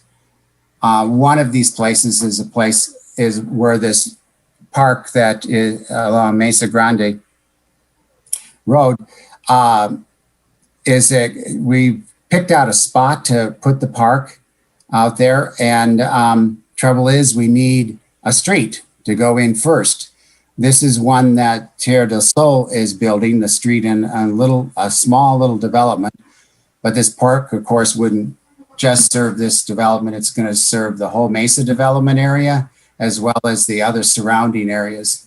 And we have to put in a small street first before we can build the park. Okay. And so it's a small street. It won't cost a lot of money, but what Tierra del Sol needs to do is to get the funding for that street. They have a source through HUD, but that money may not come until next year sometime. So this delays building this park maybe 6 months, maybe more. And so I'm thinking that we could possibly use a little of this ARPA money for that street, and then they could use that money they would get for it in the future for other projects. This is an affordable housing project, as you know, Terrell DeSol builds. And so I'm just suggesting that that's possible. We don't know how much the street will cost yet. I've asked staff to provide that information just this morning. By the way, if you haven't noticed in the country lately, there's been some attacks on the systems for businesses and government by ransomware. And I was just curious on how our city is protecting ourselves as much as it can from ransomware. So I'm just asking staff if that information could be provided or let us know. I know we're working on it. It's just, I would like a little more information on that. And then finally, this is something that's been happening now for, well, almost since the pandemic started. And this message is to the public. I want to call attention to all the threats and the harassments that's been going on. I'm sure other council members, I have been harassed. Other council members have been possibly too. Some people, in my opinion, some people need to get a grip. They need to get control of themselves and stop these harassing calls, emails, and other messages. As you have probably received. There was a report of unruly behavior in the airlines of over 2,500 just this year alone, since the first of the year. And you see it on the news from time to time. And as you know, Mr. Thornton has threatened the life of the president. It's another example. There's been threats to the Secretary of Workforce Solutions, Bill McCamley, resulting in his resignation. There's harassment to the school board member, Terry Dahlman. So she has resigned.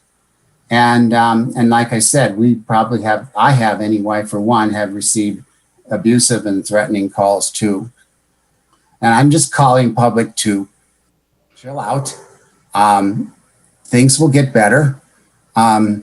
And we just have to get through this final stages of the pandemic. And so it's just not necessary to have this kind of a thing going on. And there's more than one reason. Certainly the pandemic is in part the reason for some of this behavior, which I don't believe is any excuse. And then of course our mental health obviously is certainly a part of it, the stress that goes on. So I'm just asking the public to cool down. Everyone needs to know that we will get back to the usual times before too long. And so, Mr. Mayor, that's all I have to say on that. Thank you. Okay, thank you. Thank you, Councilor Bencomo. Thank you, Mayor. Thanks everyone for your thoughtful comments. Yes, I have a couple things. I was just reminded last week that the next Go Bond cycle is next year. So I just wanted to raise that issue, and since this is certainly my first time around on the council while this is happening, I'm curious about what that process is like to make sure that we have strong proposals that are backed by our community and do it in a timely manner. I think there's already some internal conversations happening, and so maybe Ifo can cover that in his comments, or even just next in 2 weeks. I'm just curious about what the process for that will look like and the timeline as well.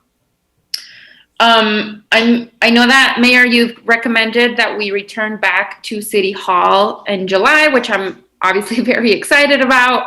I definitely miss everybody, and I'm looking forward to returning. I am curious about what kind of policies we will have in place. I think, I think it's important that we're cognizant of the fact that there's people on this council that, while I not have any kids myself, I certainly live in a blended family that has kids who have not yet been able to get vaccinated. And I will certainly continue to wear my mask in public meetings. I'm just curious about the kind of policies that we'll have in place to make sure everyone stays safe and healthy, and that everyone in our bubbles stay safe and healthy.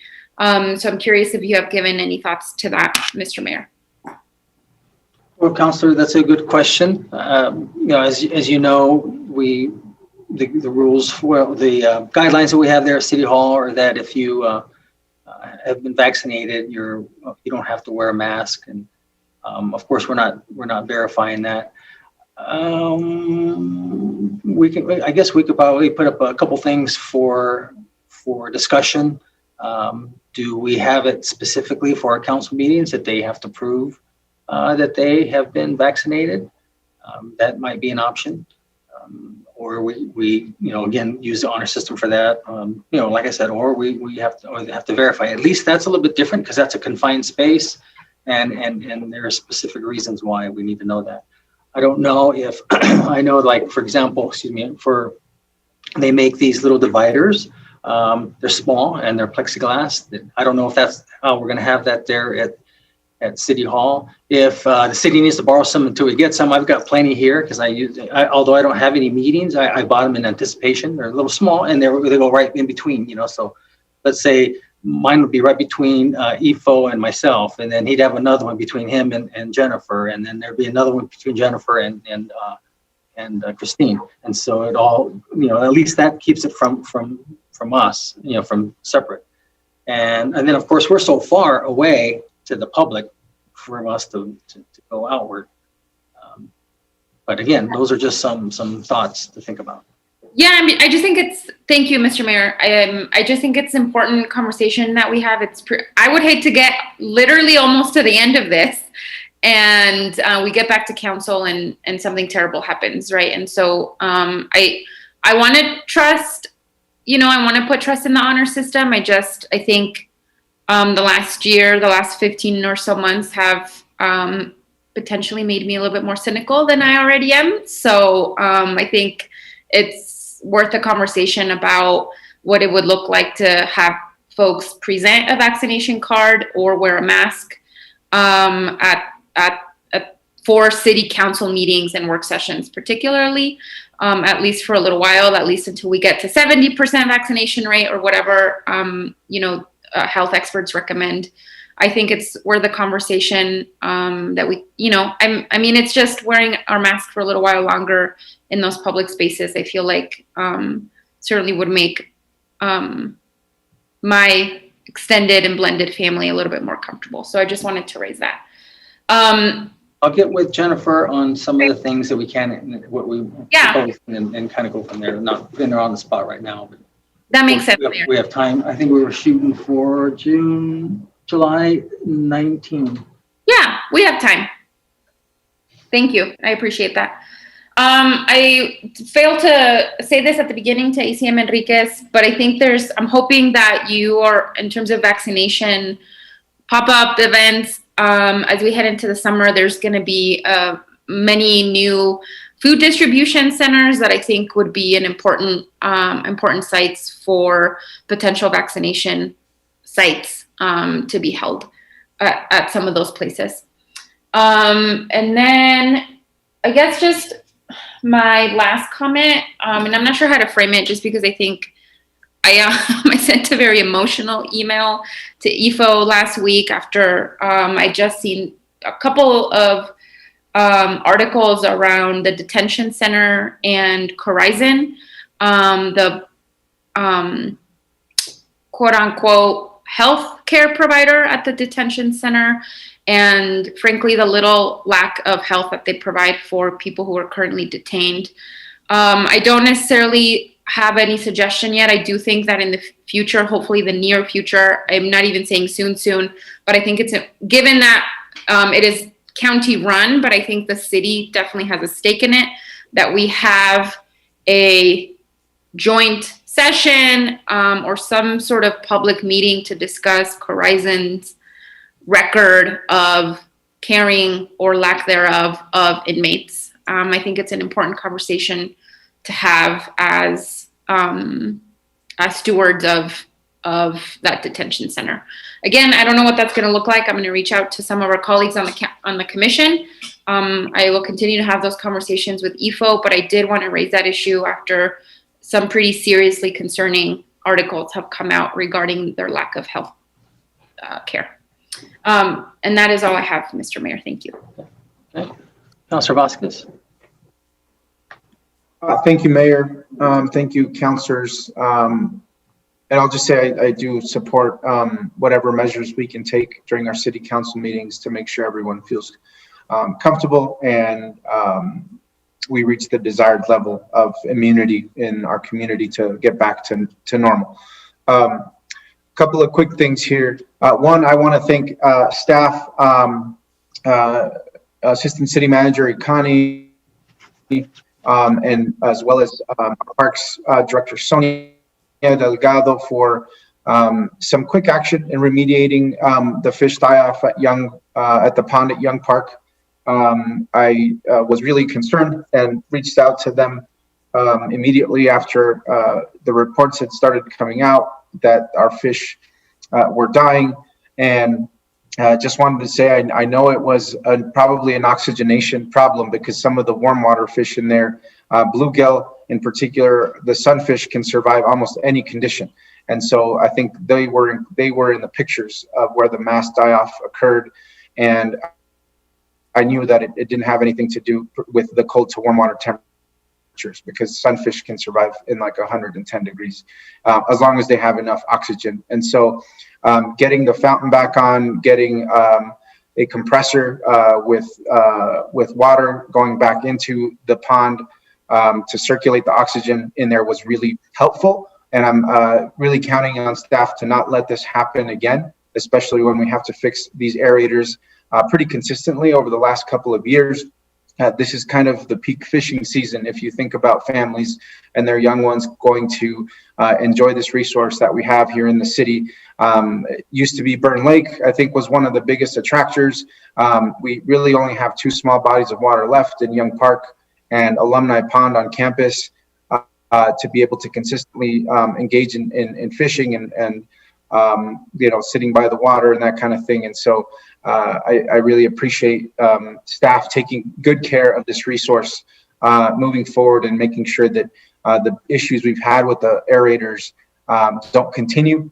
And I think Ms. Delgado has identified some really good alternatives to the existing oxygenation system that we have to make sure that that doesn't happen, knowing that fishing line eventually will make its way into the pond just by virtue of the activities that take place there. So I want to thank staff for their quick action to save as many fish as we could and to not let this happen again. On that note, I also just want to call attention to the fact that our river is back. This is going to be one of the shortest seasons ever, what we consider to be the irrigation season.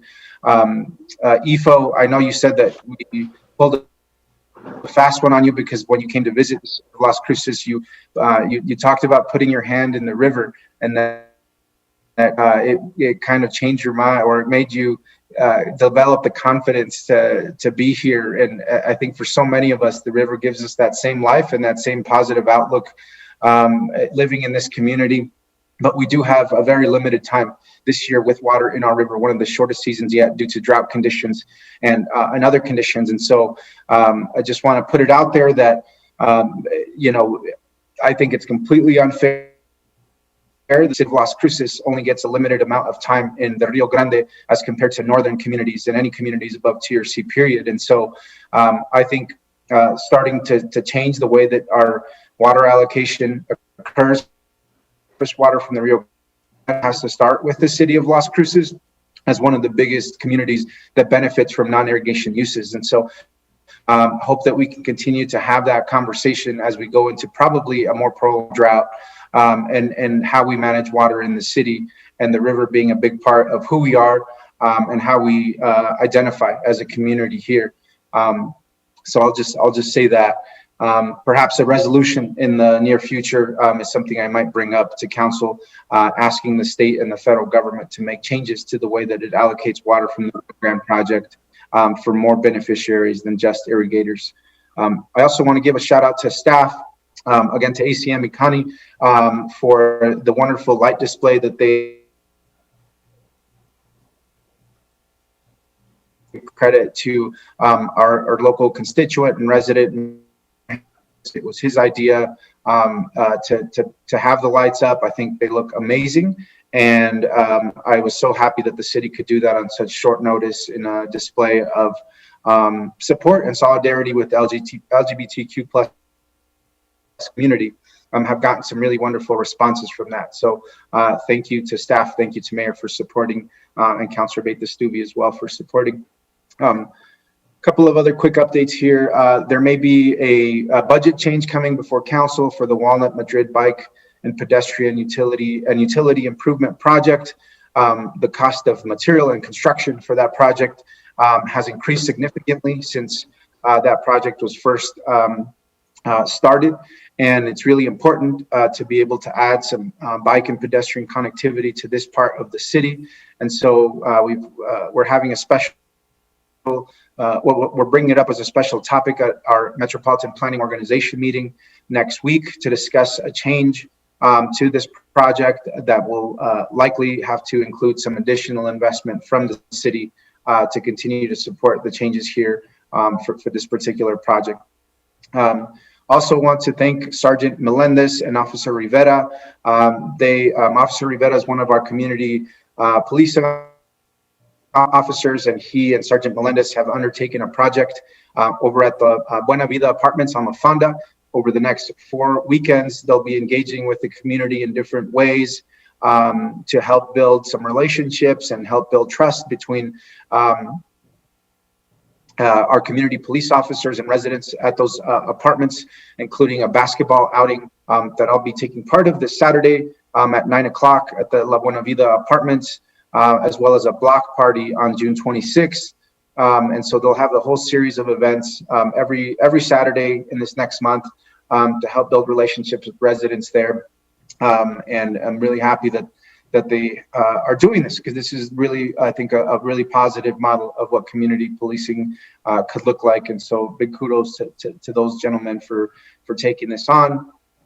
Also want to just mention that I met with the American Heart Association last week, who are very much interested in having the city's existing Complete Streets resolution codified into an ordinance. So currently our Complete Streets guidance, I guess, to staff, public works, and utilities and others is in the form of a resolution, and could be strengthened and actually made into law of the land, I guess, if it was turned into an ordinance. And so had a very productive conversation with the American Heart Association about what that might look like, and bringing an ordinance forward that will help codify our Complete Streets into more than just a resolution, but into an ordinance. And so look forward to supporting that as more of those discussions take place. Also want to mention, I think we need to, if we don't already have a work plan on the proposed gas rate increases.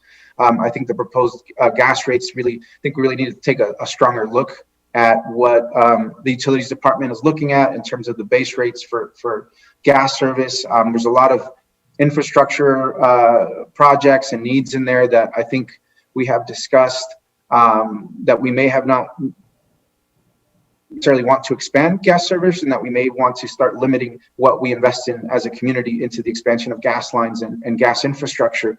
And so I just think we need to take a closer look via a work session before that council in terms of the proposed gas rates. And the last, we have extended the El Paseo Solano ad hoc committee meetings by 2 months. We really wanted to bring some solid recommendations to council, some policy recommendations that will go through the PRCs first and then to city council, because I think we are very much set as a committee on the idea of bringing policy changes and policy recommendations that will help revitalize this area and not have more I guess, studies or more informal recommendations on the table, because this is an area that I think we all recognize needs an immediate boost in the arm or shot in the arm to revitalize some of the local small business activity and affordable housing and residential revitalization that we, I think, all agree is really on the top of the list for us as a city. And so in those next 2 months, we'll be reviewing the recommendations that we want to bring to the PRCs, and hopefully those will make their way to the city council before the end of this year, which could include the creation of a metropolitan redevelopment area within the boundary area of that El Paseo and Solano revitalization district. So thank you, Mayor. Those are all my comments and updates. Okay, thanks, Councilor. I'm going to turn it over to Mayor Pro Tem because I got to jump on a call, but thank you for that. And so I'm going to leave it with you, Mayor Pro Tem. You're still there, I hope. Oh, well, oh, there she is. We're good? Mayor Pro Tem? I'm going to jump off and we just have Councilor Betastuvi in the city manager's report. Yes, sir. Thank you. Okay, great. Thanks. Okay, see you guys. Bye. Councilor Betastuvi.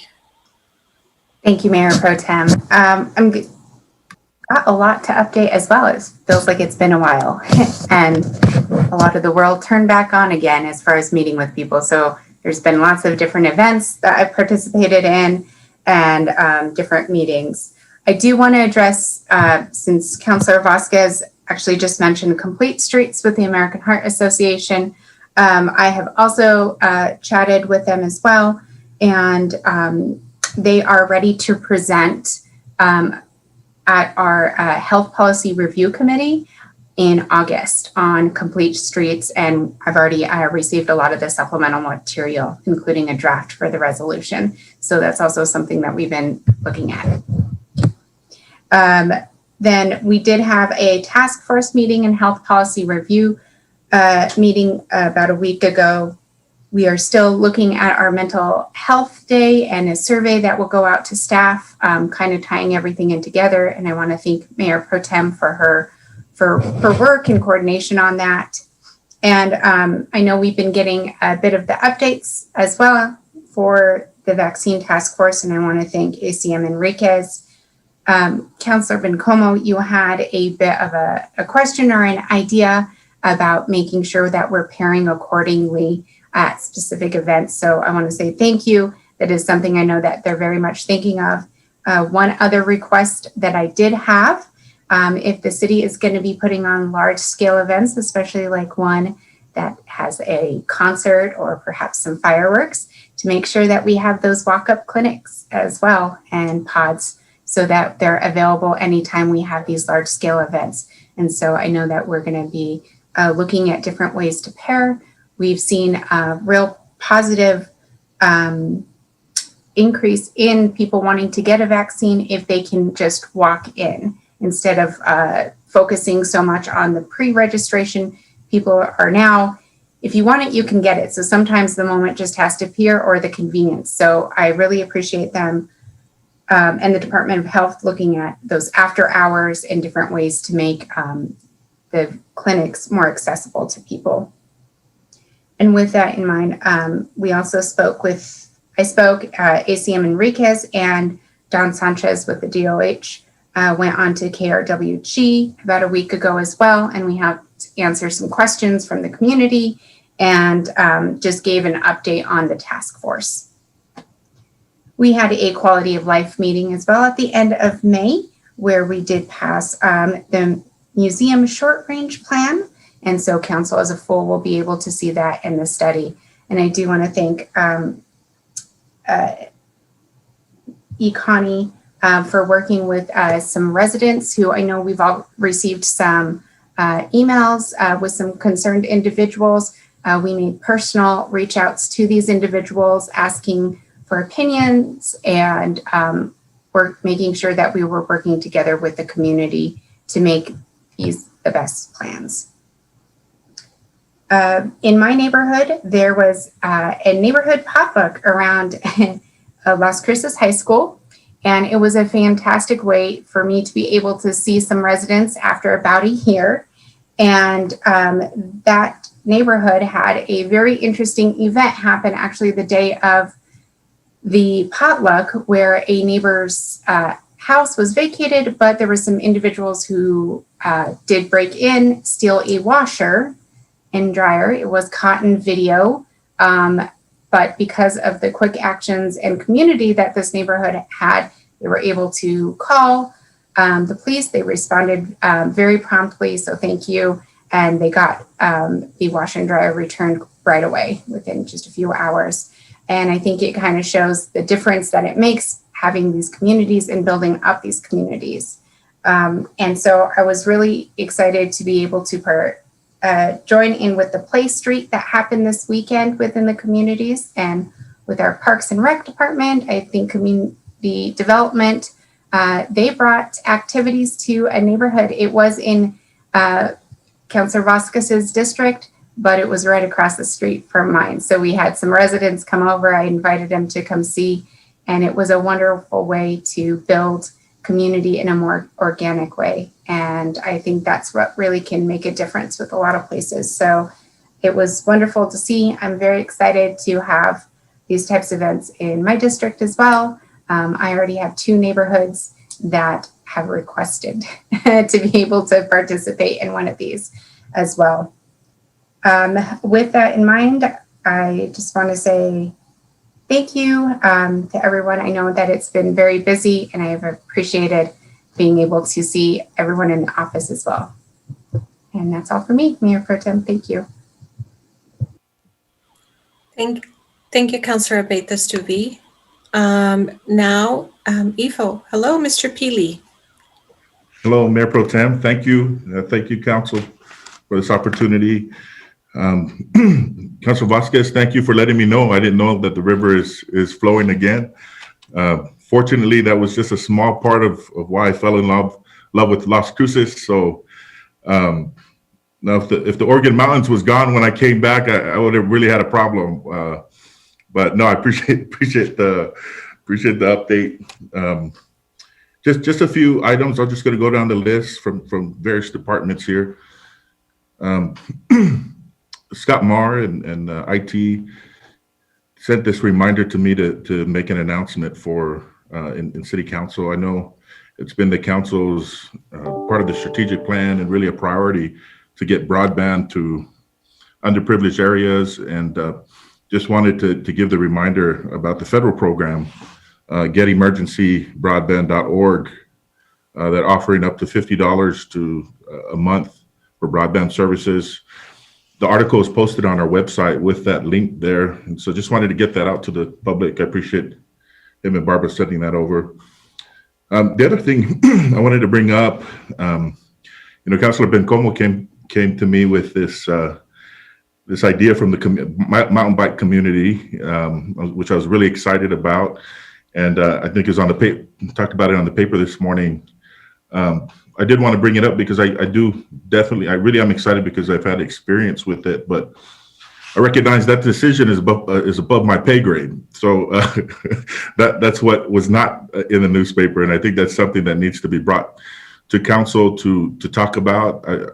Of course, it's no secret that I'm excited about it, but it would be something that I think we'll bring to my recommendations. We bring it as a work session item and have that discussion. And the reason why I'm excited, I think it provides so many opportunities, but it's relatively cheap if done properly. Like I said, I've had that experience with that, but just wanted to mention that.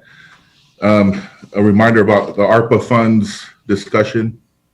That's going to be on our work session next week.